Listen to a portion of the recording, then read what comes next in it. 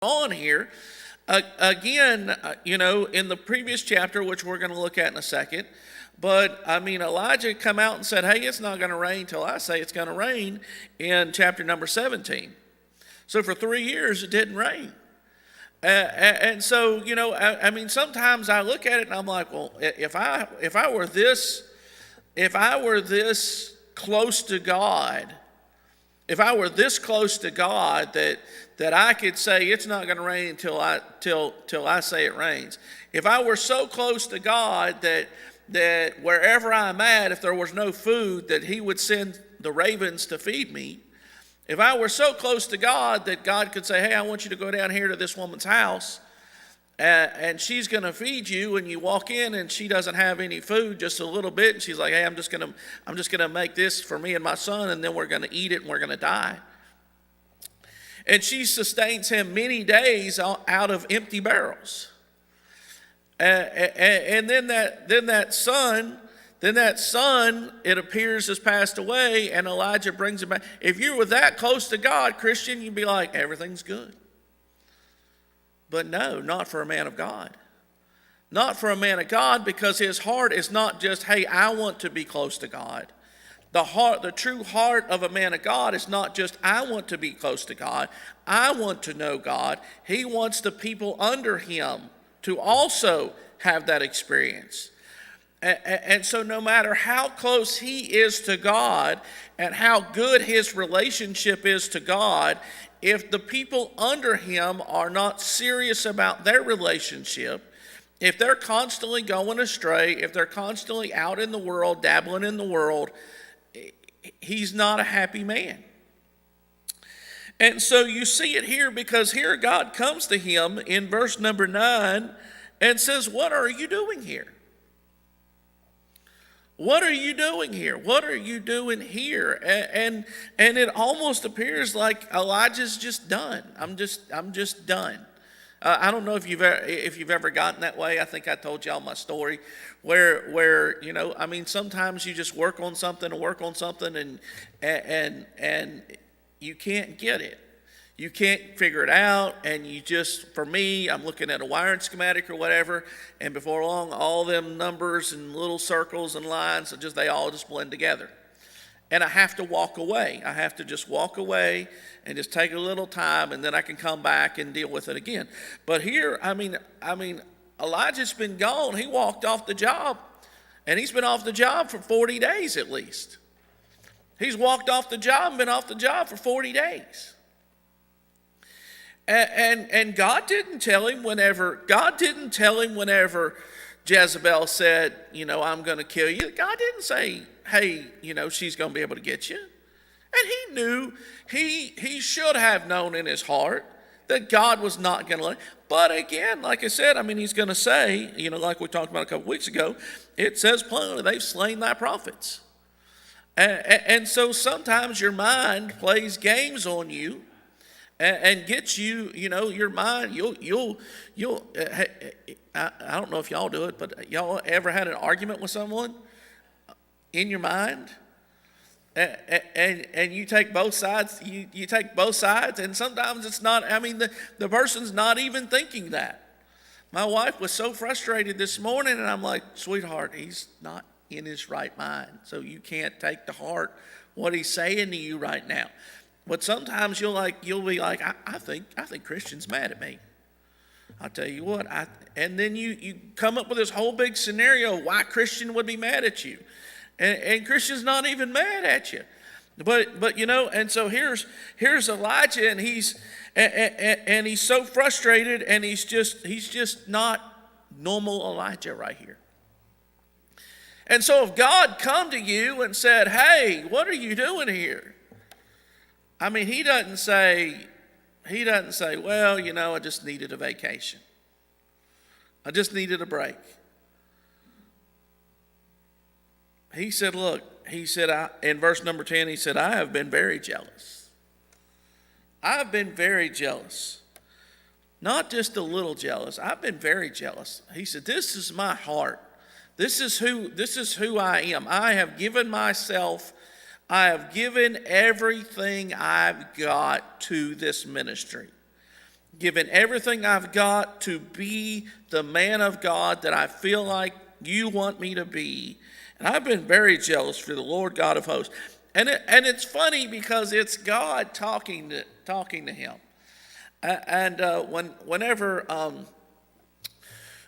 Whenever Grady, this was many years ago, and so Grady was probably 3 or 4, and so Bub was about 8. And we were at someone's house, and the kid was probably 5, so he was harmless, and he did something to Bub. And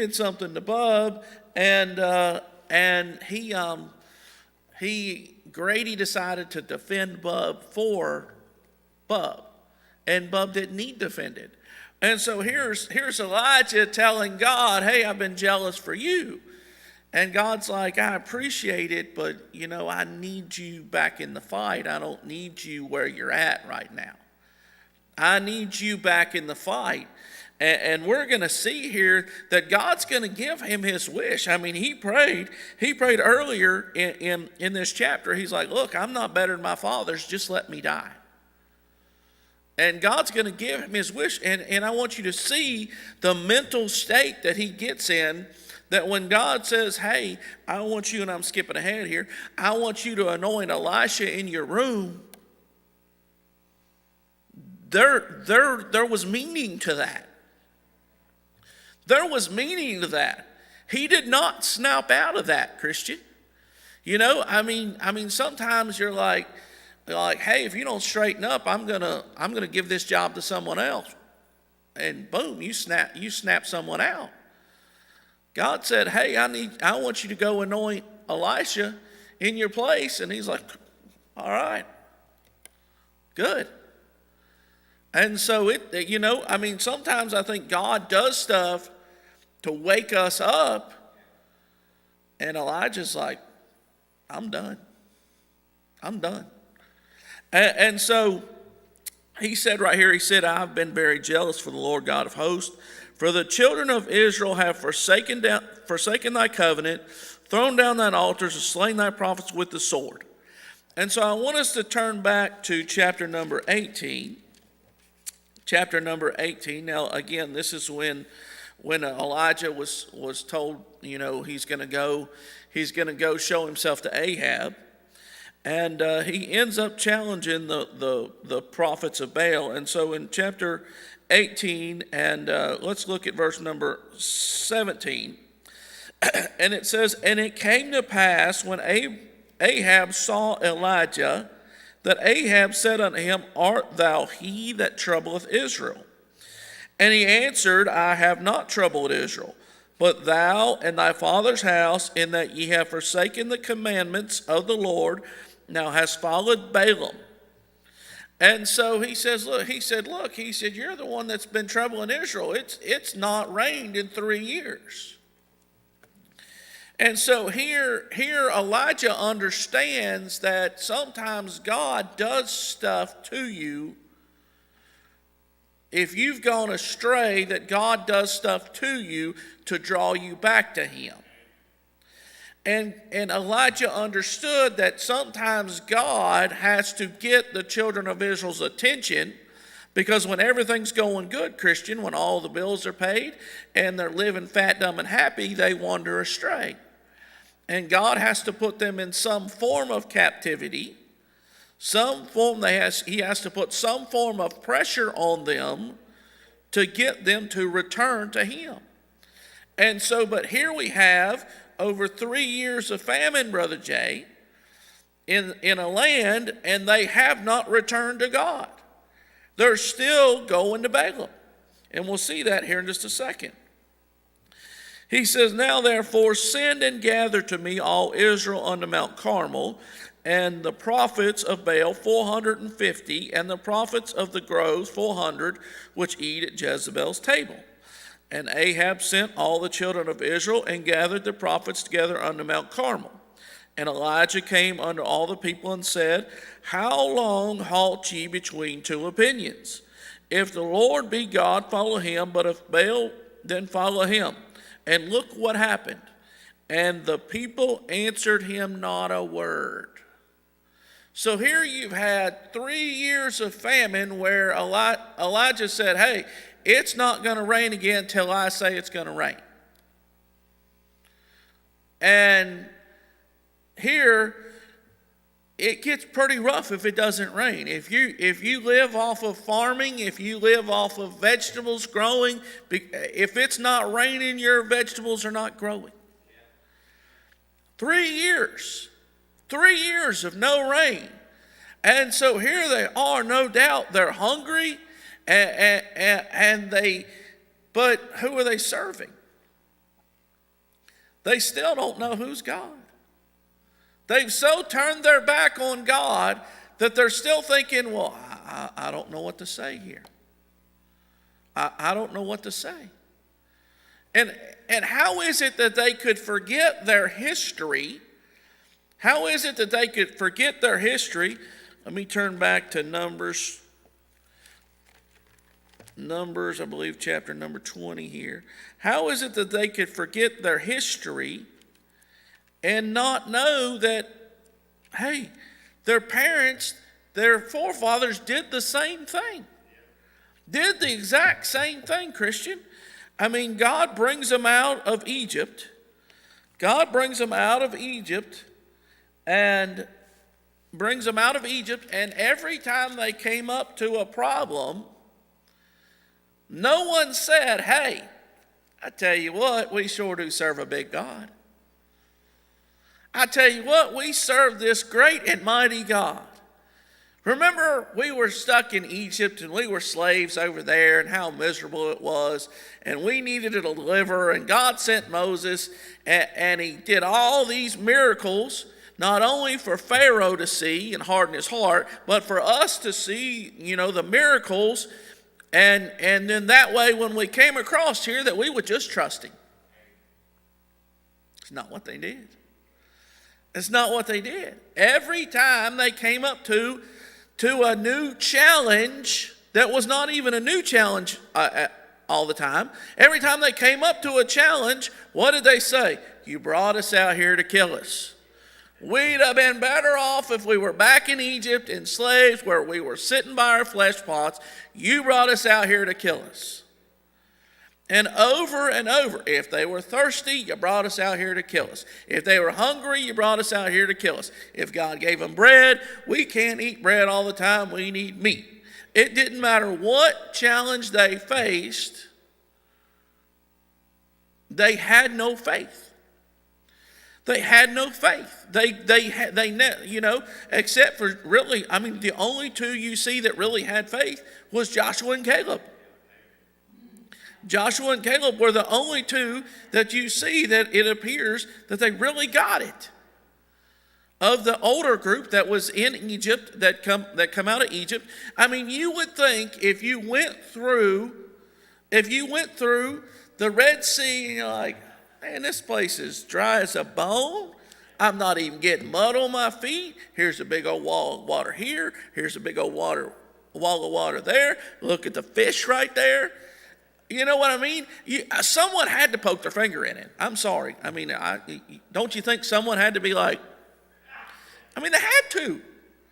They had to. And here's this big old wall of water, and they're walking across, and we're talking hundreds of thousands of people walking across on dry land. They're backed up to the Red Sea, and God opens that sea up for them, and they walk across on dry land. Y'all know it's impossible for it to be dry land, but it was dry land because God made it that way. And they get across there, and here comes Pharaoh's army and all them chariots, and the last one gets across, and they all turn around, and boom, down comes the water and wipes out the army. Problem solved. I'll never doubt God again. No. As soon as they have a little bit of a problem, instead of someone saying, hey, Moses, I don't know what God's going to do, but I know he's going to do something. That's not what they said. Thought you brought us out here to kill us. Over and over and over again. And so in Numbers chapter number 20, in verse number We'll look at verse number 5. And wherefore have ye made us to come up out of Egypt to bring us in unto this evil place? It is no place of seed, or of figs, or of vines, or of pomegranates, neither is there any water to drink. And Moses and Aaron went from the presence of the assembly unto the door of the tabernacle of the congregation, and they fell upon their faces, and the glory of the Lord appeared unto them. And the Lord spake unto Moses, saying, Take the rod, gather thou and the assembly together, thou and Aaron thy brother, and speak unto the rock before their eyes. And it shall give forth water, and thou shalt bring forth to them water out of the rock. So thou shalt give the congregation and their beasts to drink. And Moses took the rod from before the Lord as he had commanded him. Now we're pretty good right there, Brother Jay. We're pretty good. We're pretty good. It's same old Christian. They're faced with a problem. The children of Israel lose their mind, and Moses goes to God. God tells him how to deal with it. And don't forget that I'm teaching this morning on the frustrations of a man of God. And so in verse number 10, it says, And Moses and Aaron gathered the congregation together before the rock, and he said unto them, Hear now, ye rebels. Must we fetch you water out of this rock? That's not what God told him to do. That's not what God told him to do. God told him just speak to the rock. He didn't say speak to the people. He just said speak to the rock. But what happened? He's frustrated. He's frustrated because over and over and over again, it's the same test. You ever, anyone homeschool, anyone try and teach someone something at a job, and it's the same thing over and over again. You tell them, all right, this is how you do this. And they're like, they raise their hand, I need some help. What is it? I just showed you how to do that. I just showed you how to do that. How is it? I just showed you how to do that. Apparently you're not paying attention. All right, let's do it again. We do it again. And then a little bit later, they're like, I'm having trouble here. What are you having trouble with? We've already went over this multiple times. Why are you still having trouble with this? You said you had it. Yes, I got it. Okay, I understand it this time. All right, we're good. But the children of Israel were that way. They were just that way. It's like, okay, all right, I've seen God do it. I'm good now. No, they were never good. This generation that Moses was dealing with was never good. That younger generation that Joshua took across, they did okay. But this older generation was never good. They were never good. They constantly were doubting God. They constantly were like, I'd have been better off a slave than what I am out here. They never did look and say, well, we surely messed up. We should have went across into the promised land. Surely to goodness, whenever Joshua and Caleb come back and them 10 spies, they should have told the 10 spies, guess what? You guys, you're out of here. We're going. But that's not what they did. They believed the 10 spies because they were overcome by fear. Overcome by fear. Do you know anyone who's ruled by fear? Do you know people that are ruled by fear? They have no faith in God. Even though they've seen God do it, they know God, they know how God works, but they just can't overcome their fear. Back in our chapter, Elijah, went because of Jezebel, because of fear. But look what happens to Moses right here. And it says, and Moses lifted up his hand, and with his rod he smote the rock twice, and the water came out abundantly, and the congregation drank, and the beast also. As far as the children of Israel were concerned, they got what they wanted. As far as the children of Israel they were thirsty, and they got water. They had no idea that they pushed their man of God to the breaking point so that it cost Moses everything. They had no idea that they had pushed him so far in their unbelief that in a moment, just a moment, Brother Jay, It wasn't a lifestyle change for Moses. It was not a lifestyle change. It was a simple moment of frustration. He disobeyed God and broke a type, and God said, you can't smite that rock twice. In verse 11 it says, the Lord spake unto Moses and Aaron, because ye believed me not to sanctify me in the eyes of the children of Israel, therefore ye shall not bring this congregation into the land which I have given them. Just one mistake, Brother Charlie. I mean, it was just, he said it was Aaron and Moses. It wasn't just Moses smiting that rock. He said, Aaron, it cost you too.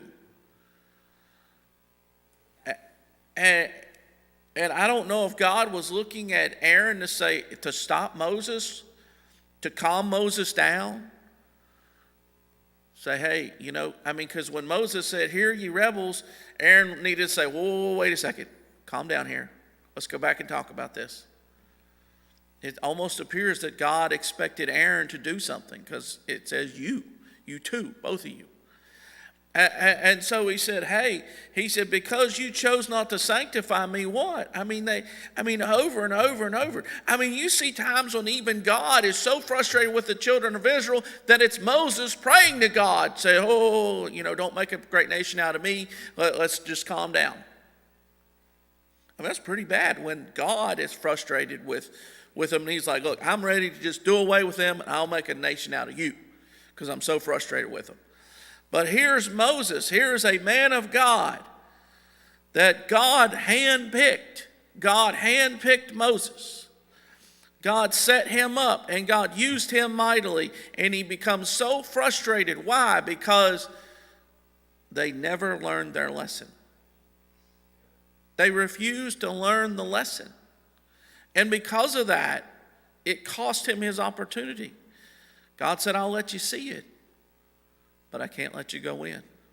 One of the saddest, when I read that, it's one of the saddest things I read. There's multiple sad things in the Bible, but that's one of them to me. The fact that Moses, in just a moment of frustration, it cost him his opportunity to go into that land. It said, I believe it says his natural strength had not abated. He was not an old crippled man, and he's like, well, I'm not going to get to enjoy it. He could have enjoyed the land. He was still strong. He was still a healthy man. But God said, no, I can't let you go. And so you see, there are frustrations that men of God feel. And it's not because God's a bad God. It's because the congregation, because the people they're over never learn to follow God. They never learn to put their trust in God. They never learn to put their faith in God. They're always a stiff-necked and stubborn people. And because of that, men of God feel this frustration, and it costs them their relationship with God. Here Moses did basically everything God told him to do except one thing. One thing. And that one thing cost him everything. And we're not going to turn there, but you think about Samuel. Samuel was so frustrated whenever Israel called for a king that God had to sit him down and say, look, Samuel, I need you to understand something. I need you to understand something. It's not you they rejected, it's me. Why? Because Samuel took it to heart. He took it to heart that this people were not willing to just follow how God had set it up. They were not willing. He's like, what did I do wrong? I've tried to do everything for them and teach them and show them. And God's like, don't take it to heart. Don't take it to heart. It wasn't you. It's me they rejected. It's me that they're walking away from. But how could you, as a man of God, not take it to heart? I mean, honestly, the relationship is almost like a parent-child relationship where, I mean, anyone that has a child, you want your child to succeed. If you're teaching them something, you want them to learn it. You want them to get it. And you'll spend time after time after time after time trying to teach them so that they finally get it. But here you have these men of God down through the Bible, all through the Bible, and I've just picked 3 this morning. But here you have these men of God that take it so to heart, they get so frustrated that even God, in Elijah's case, is not cheering him up. So here you have this passage, and I turned away right here in chapter number 18, and let me look over to verse number 30 now in chapter number 18. It says, Elijah said unto the people, Come near unto me. And all the people came near unto him, and he repaired the altar of the Lord that was broken down. And Elijah took 12 stones, according to the number of the tribes of the sons of Jacob, unto whom the word of the Lord came, saying, Israel shall be thy name. And with the stones he built an altar in the name of the Lord, made a trench about the altar as great as would contain 2 measures of seed. And he put the wood in order and cut the bullock in pieces and laid him on the wood and said, Fill 4 barrels with water and pour it on the burnt sacrifice and on the wood. And he said, Do it the second time. And they did it the second time. And he said, Do it a third time. They did it the third time. And the water ran round about the altar, and he filled the trench also with water. And it came to pass at the time of the offering of the evening sacrifice that Elijah the prophet came near and said, Lord God of Abraham, Isaac, and of Israel, let it be known this day that thou art God in Israel, and that I am thy servant, and I have done all these things at thy word. Now look what he says next. Hear me, O Lord, hear me, that this people may know that thou art the Lord God, and that thou hast turned their heart back again. He said, look, he said, God, I want you to make this people finally understand that I did this for them. I did this so that they would see that you are God, not Baal, not anything else, not them golden calves that Jeroboam made, not anyone else's God, but your God. And he said, I want you, in verse number 36, he says, that I am thy servant, and I have done it. I have done all these things at thy word. But in verse 37, he says, and that thou hast turned their heart back again. So he's praying and asking God, say, God, when this happens, he never doubted what was going to happen. That's why he was so willing to make fun of those prophets when they were praying. That's why he was so willing to say, pour water, more water, keep pouring water. He knew what God was going to do. He knew what God could do. But his heart was, God, please let's not do this great mighty thing unless these people finally see that you're the God, that you are the God. And the whole reason these 3 years of drought, these 3 years have occurred is because you're trying to turn their heart back. You're trying to turn their heart back. And you see that even in this, for us, we look at it and we're like, I tell you what, that Elijah, he had so much faith in God. But Elijah's heart was, hey, God, let these people see. Let these people see. You think call down fire from heaven. And now in this day, we're gonna call the news media. We're gonna call Fox News. We're gonna call CNN. We're gonna call everyone. I need you to come see this. I need you to come watch this. This is gonna be amazing. You've never seen anything like this before, but I've got something to show you. That's not what Elijah wanted. All Elijah wanted was the children of Israel to look and say, what have we been thinking? What have we been thinking? Why have we been acting this way? Why would we even consider any other God than the Lord? Why would we ever offer a sacrifice to Balaam? Why would we ever go to those golden calves that Jeroboam made? Why would we ever serve any other God but the Lord? That's all he wanted. That's all he wanted. And he knew and he knows and we know what happens after he prays in verse 38. Then the fire of the Lord fell and consumed the burnt sacrifice and the wood, stones and the dust, and licked up the water that was in the trench. And when all the people saw it, they fell on their face and they said, the Lord, he is the God. The Lord, he is the God. And we know that they go and they kill all the prophets of Baal. But in Elijah's heart, you know what he said? It's only temporary. It's only temporary. They're serving right now, but it's only temporary. You say, how do you know that? Because in chapter number 19, he says, I have been very jealous for the Lord God of hosts, for the children of Israel, have forsaken thy covenant, thrown down thine altars, and slain thy prophets with the sword. And I, even I only, am left. He said, I'm still the only one. Even though they went and did that, it was just temporary. They're going right back. They're going right back, just like a dog returns to his vomit. They're not going to be changed.